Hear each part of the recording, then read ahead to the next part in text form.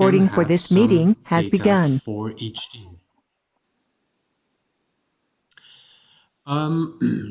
Here, a small overview from the dashboard. So we have about 30% of data sets that we provide are from Annex 1, 40% from Annex 2, and 31% from Annex 3. So as you can see, there's still some work left for Annex 3. What does the image show when we represent it as a bar graph? Well, we have a lot of geology data, and then the rest diminishes by team. Another quick graph from the dashboard.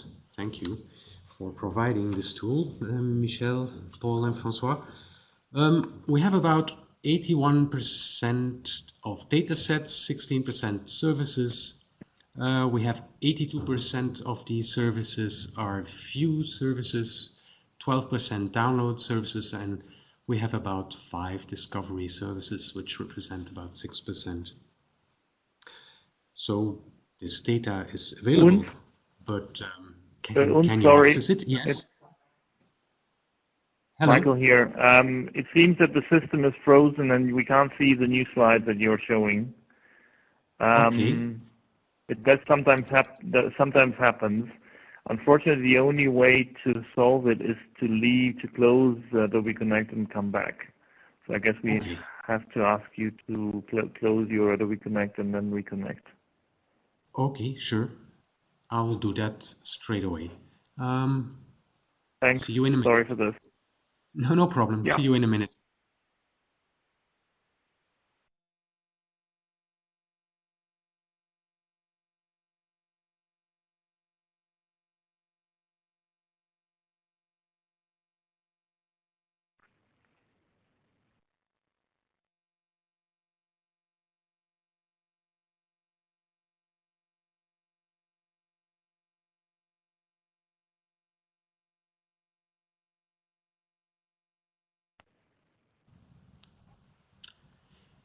Hello again. Good morning. Can you hear me? Yeah. Perfect. We can see the slides now as well again. Okay, perfect. So I'll move over to this slide. I don't know if you saw the previous ones. I don't know at which point the presentation froze. We didn't see any of the charts that you showed. Okay. So this was just a numerical representation of all the data we have per annex, per team, and per governance level. If you put it in a bar chart, you see we have actually quite a lot of geological data and so on. So you can see it per team. When you look at data sets, we have 81% of the data we offer are data sets, 16% are services. We have, for the services, 68 view services, 10 download services, and 5 discovery services. So this is for the data, but can you actually access the data? Because that is what everyone is interested in the end. So we have different data policies at every level. You can see them here. We're all moving, thanks to the PSI, to a more open data infrastructure. We're still left with some cooperation agreements between some governance levels due to historical reasons. So let me tell you something about the use. Here we are actually showing the data for the use of the geoportals.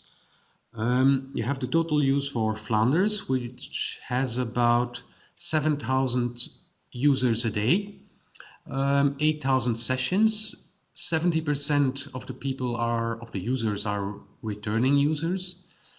What might be interesting is we have 2,091 data sets that have Inspire conformant metadata. They're not all harvested by the Inspire geoportal.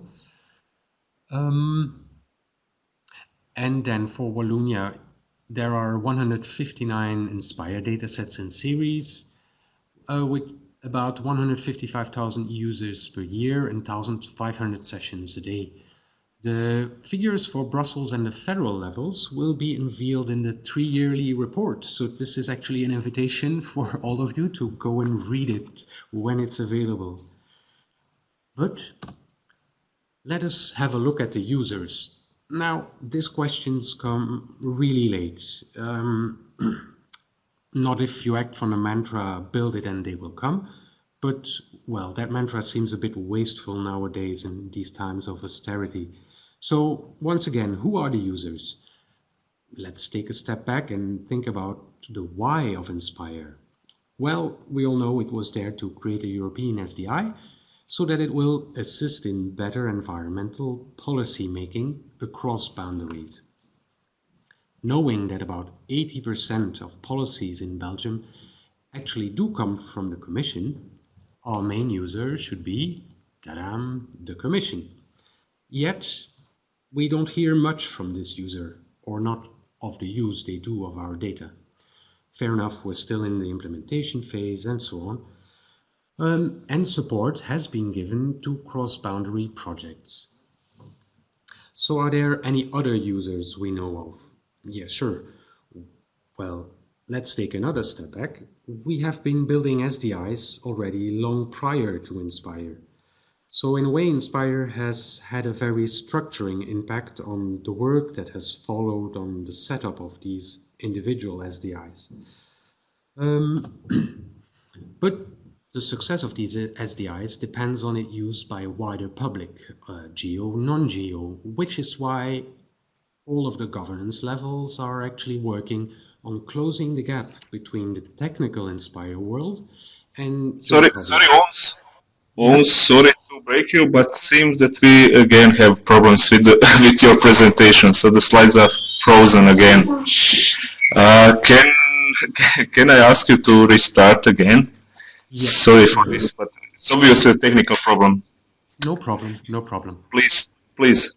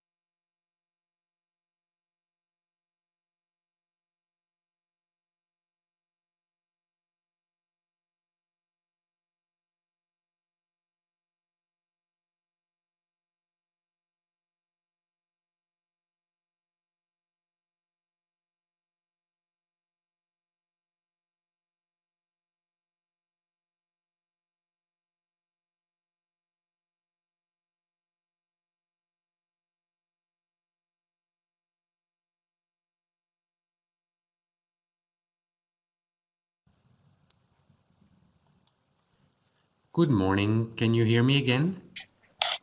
Yeah, we can hear you. Okay. So I don't know at what point the slides froze, but I'll start from this point. So, okay. As I said, the spatial data infrastructure's success depends on its use by a wider public. So, as well with a geographical background as a non-geo background. So we are actively working on closing the gap between the more technical Inspire world, if you want, and Joe public.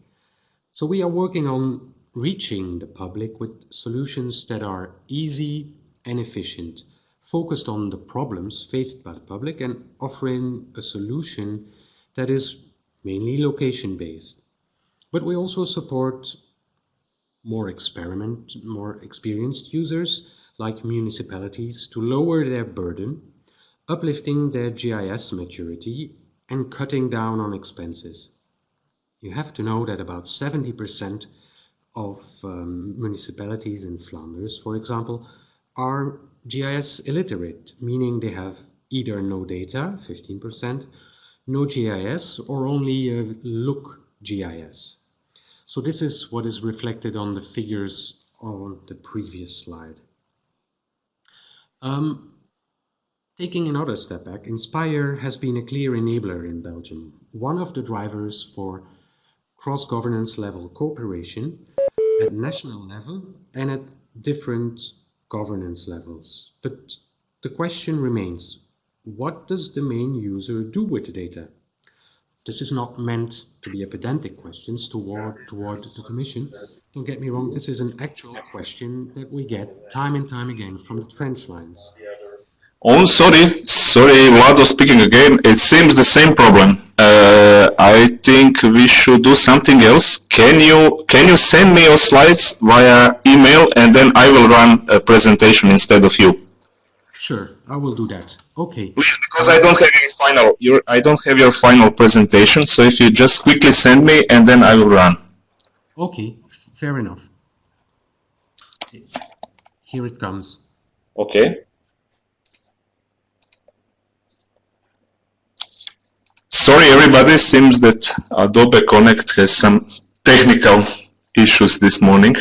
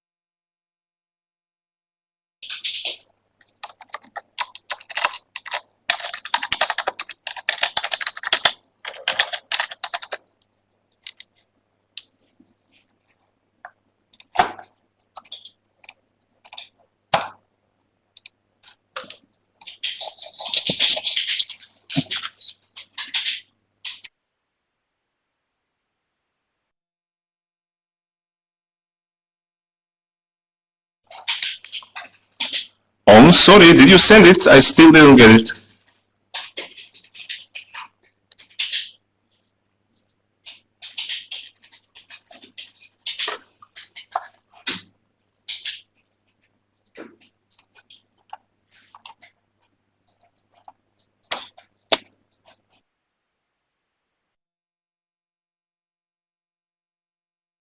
Vlado, Ouns is still offline, so I don't know. He's probably still in the process of sending the document.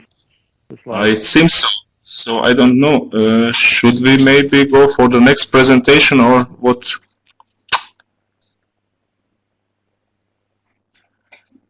What do you think, Michael?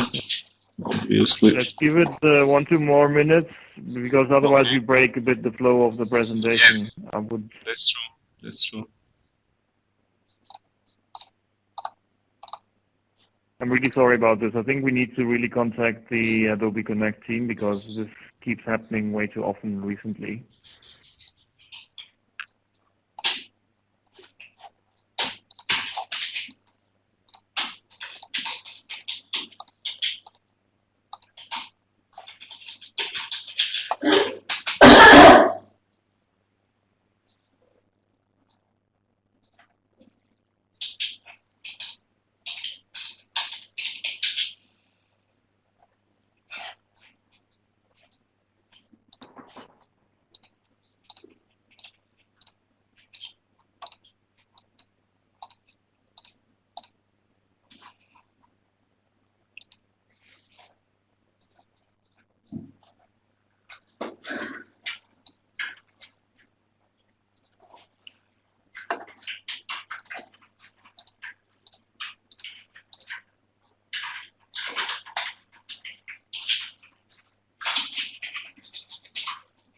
Ouns, are you there? Can you hear me? Vlado speaking.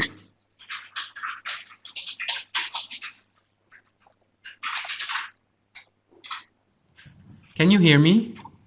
Yes, I can hear you. I'm still waiting for your slides. I don't know. I just sent them. They should be there in an instant. Okay.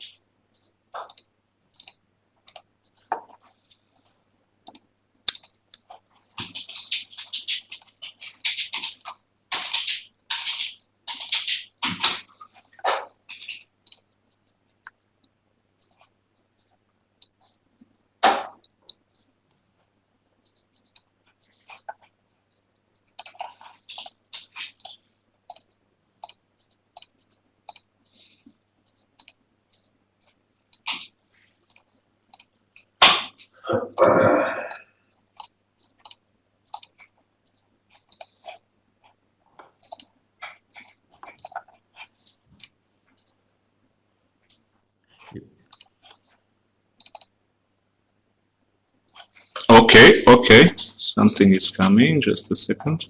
Okay, I'm sorry for this.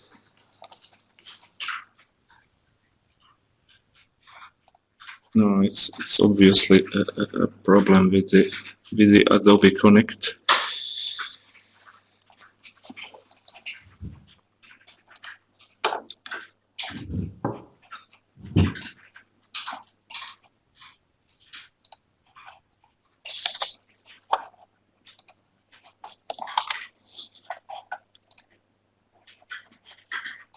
I think we were at slide number 12. Just a second.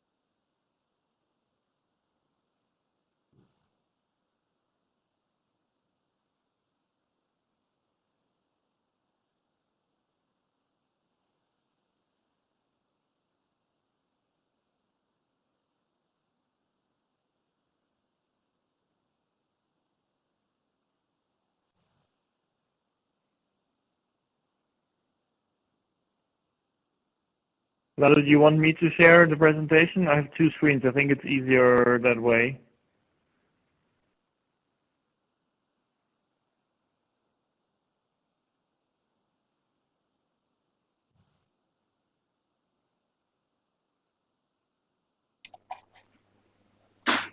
Yes, Michael, if you can do it, I have some issues here. Yeah, okay, I'll do it. Hang on a second.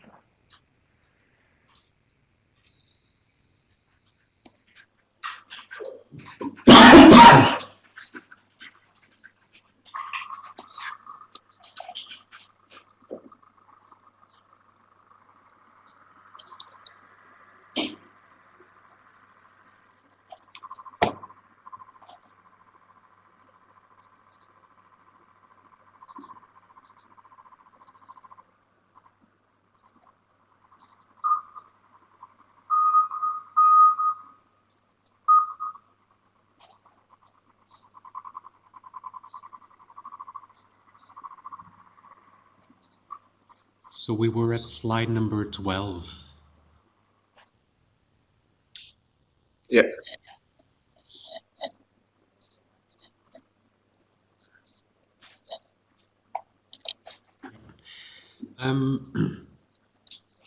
So as I was saying, that the question remains, what does the main user, EA, the European Commission, do with the data? It's not meant to be a pedantic question, but it's a question that we get asked time and time again by all our partners. So that's a question that pops up, but let's have a look at what has been achieved by and through Inspire in Belgium. Next slide, please. I will mention a few success stories, but I will only highlight the first three. So there was a participation at the federal governance level in ELF that has been deemed a big success, and so has the involvement of the environmental sector in the ENV Plus project, as has been presented by, amongst others, Olaf Peters in Rome last December. But let's have a look at the geoportals. So the next slide, please.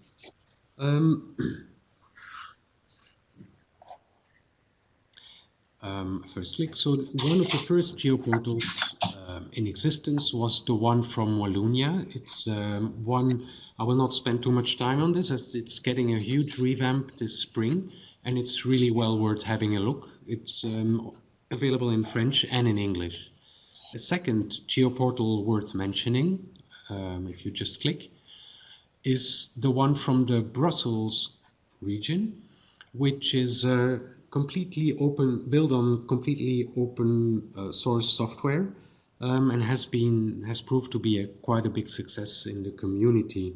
And a third geoportal, which is also well worth looking at, is, if you just click, is the one from the Flemish region, which has been reworked in 2013, has been in existence prior already than the Inspire directive came into action. And you can find some context-aware application like the Inspire one on the left-hand side that lets you navigate all the data sets based on the annex on the annex you choose. They offer advanced search possibilities like geolocation service, thematic search, points of interests, and so on and so on. If we go to the next success story, it's basically Clip, and I would ask you to open the link next to the English movie, the last but one link, not this one. Yes, the YouTube one, the first YouTube one. More information. Second line. No, not that one, the next one. Yeah. So this is a web application that helps prevent excavation damage.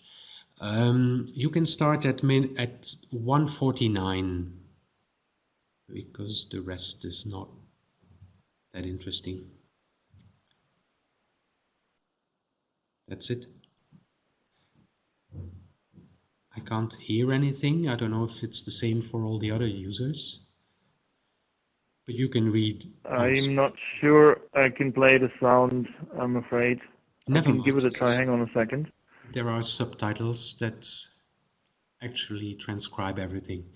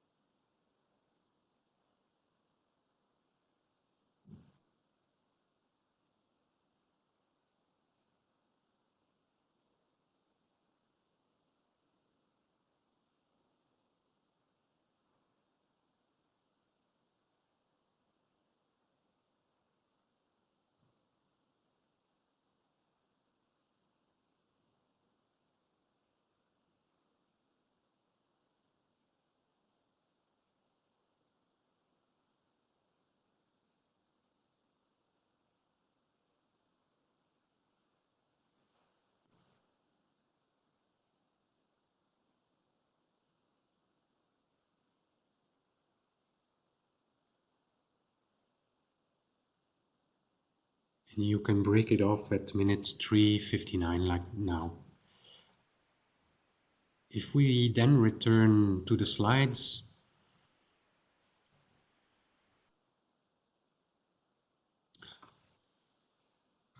so this clip is basically founded on the IMKL2 data model, which is nothing else than an extension based on the Inspire data specifications on utility services.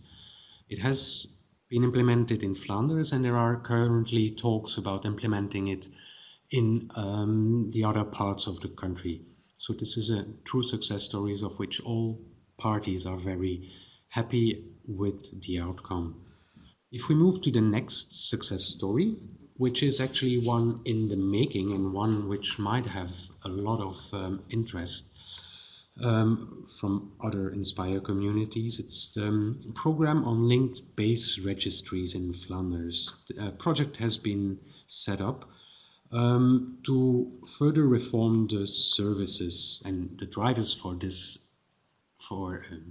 reform is that the data is currently in independent silos. So there's a need for a buildings register as well. There's a need for more linked data, and in case you didn't know, there's a need for data harmonization within the Inspire framework. The focus of the development will be on an interconnected base registries in order to achieve the ask only one principle. So what base registries do we have in Flanders? We have the large-scale reference database, an address database, buildings register, and a road register. There you see the several work packages, but these base registries offer a reliable source of authentic and authoritative information on persons, businesses, parcels, and so on and so on. These registries are actually the cornerstones of public services. And by linking these base registries with other authoritative information through online public services, this will reduce business costs and increase efficiency and quality of the services provided to the citizens and the companies. The interface between these registries need to be defined. They will be published and harmonized both at the semantic and the thematic level. If you can click again. This interoperability program of the Flemish government, also referred as Oslo, focuses on the semantic level and will extend the ISA core vocabularies in order to facilitate the integration of those base registries with one another and their implementation in the business processes of both the public sector and the private sector. So by December of this year, we plan to launch our first Oslo-enabled product, the Central Reference Address Database, as linked open data. This base register contains over 3 million addresses and their geographical coordinates, and it will be ISA compliant. At the same time, we are developing a building register that will also be compliant with ISA and the Inspire standards. An abstract of this project has been sent as a presentation for the Inspire conference, so you will hear more about that at that point, hopefully. If we go to the next slide, we can have a view of what we interpret as the challenges and opportunities as seen from a Belgian Inspire perspective. So the first one at the top is basically the Commission. So we are about that we have passed the midway point of the Inspire implementation, and there is a reorientation of the Commission priorities towards the single digital market, with all that implies. There is also the implementation of the PSI directive that makes all government data available to a wider public. This might question the relevance of Inspire, but Inspire is already, in our mind, too advanced in many ways to be threatened, so there are definitely certain synergies that can be found there. For our users, well, we would like to have a clearer picture of who they are, what they do. For them, Inspire is more a behind-the-screens story.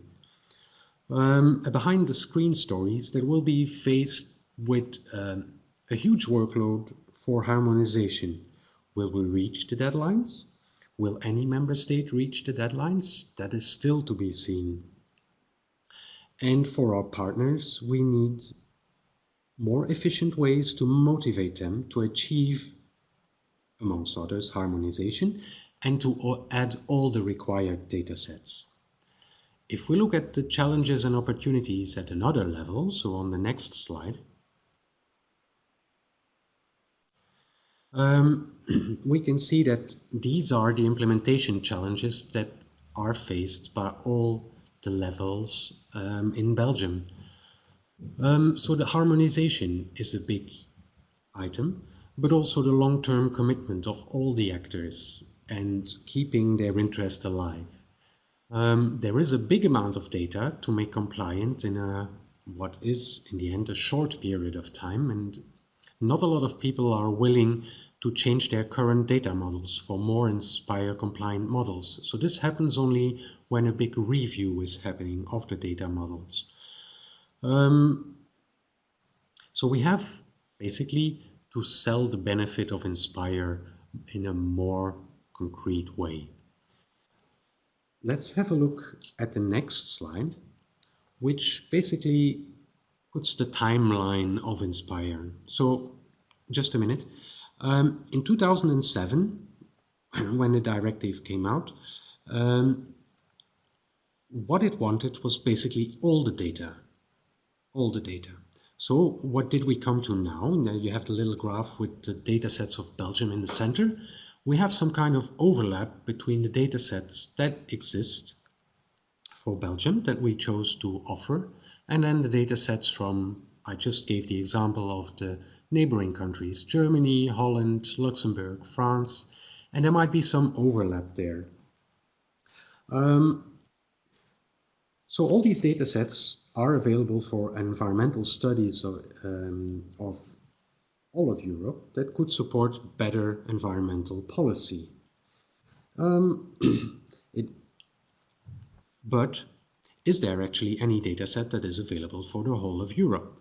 The Commission, at the midway point of the implementation of Inspire, has actually seen some deficiencies at the member state level. So it started bilateral talks and has now prepared this list of priority data sets on which we will have to convene during the MIGP of June this year. After 9 years, we are very happy that we are about to agree on a list of priority data sets, because finally we hear from the main user what they actually want. This is a clear opportunity for us. And sorry, my screen has froze.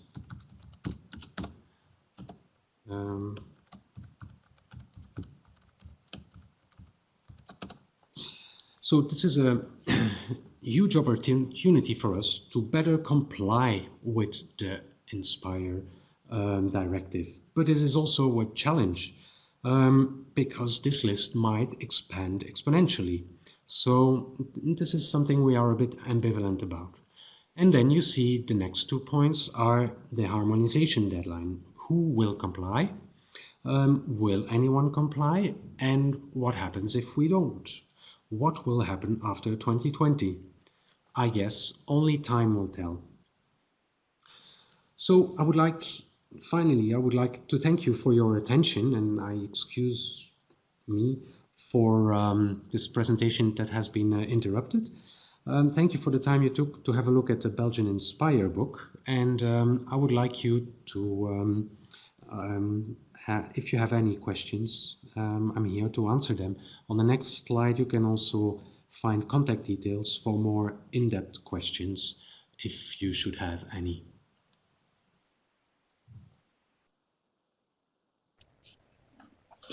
Okay, thank you, Ouns, very much. I think it was a very interesting presentation, and sorry also from our side for this interruption. Sorry to all.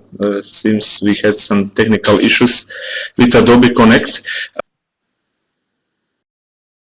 So yeah, questions, please. The floor is open. Please raise your hand so that I can allow you microphone.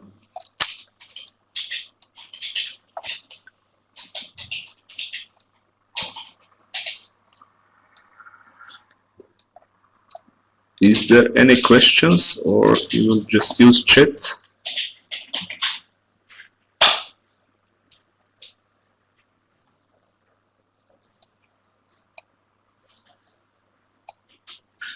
So I can see the question from Christina Pitgoy, who wants to ask about the waste domain and what we do report.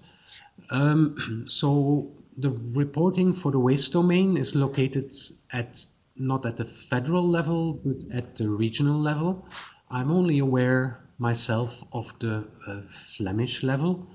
And I know that the reporting, for instance, of the location of the waste disposal sites is a Word document with the addresses of the waste disposal sites. There are other things that are being reported, but this is a very nice example. It's a Word document, so it contains location information, but it's only addresses. Will we make a shapefile of that? Probably not, until the reporting requirements of that directive for which it is being reported will change to Inspire, to the Inspire format. We will probably not change that. I can point you to the environmental people who are actually reporting everything for that domain. So I don't know enough in detail to answer your question, and I don't know what level of detail you would like to hear.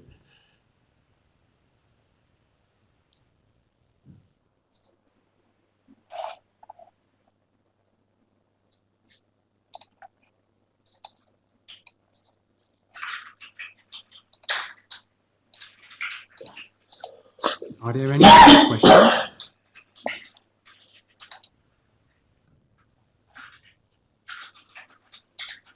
I would have a question, Ouns, that Michael here. Sorry, I heard Michael. And Can you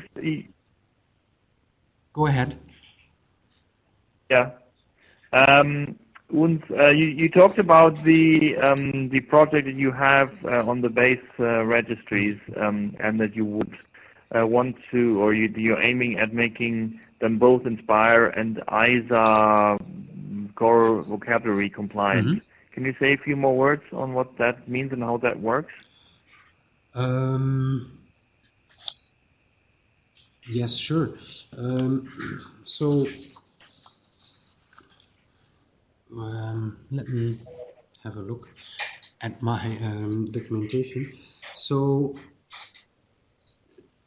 basically, we want to restructure these base registries that we have to make them fully compliant to the ISA framework and the Inspire framework, but also to reevaluate, to take the value of the work that has been done at the national level of Belgium in the working groups, best address and buildings, that had a look at all the registries, the different registries at the Belgian level, so the 4 governance levels, to basically integrate all this data and make it available under the current obligations that we have in Inspire, so in a harmonized way, but also within ISA. So we would like to use this opportunity to basically advance not only toward the end user and the citizens, but also towards our obligations. I can send more information or make a link available after the presentation on more in-depth information if you would like to. I don't know if we have the time to go really into very far detail here during the presentation. Okay, thanks. That's fine. Ouns. If you can send us some more information, that Yeah, would be interesting. I think also related. I'm mainly asking because you may know in the arena ISA action we're looking also on how we can bring ISA and Inspire closer together. So we would be very interested to hear more about that. Thanks.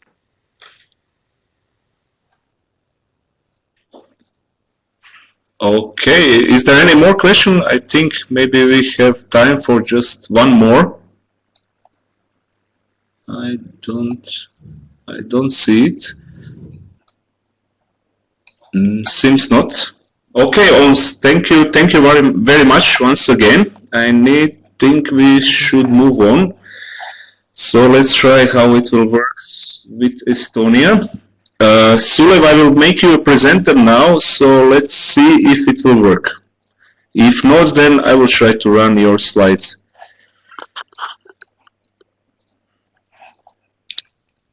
Sulev, can you hear me?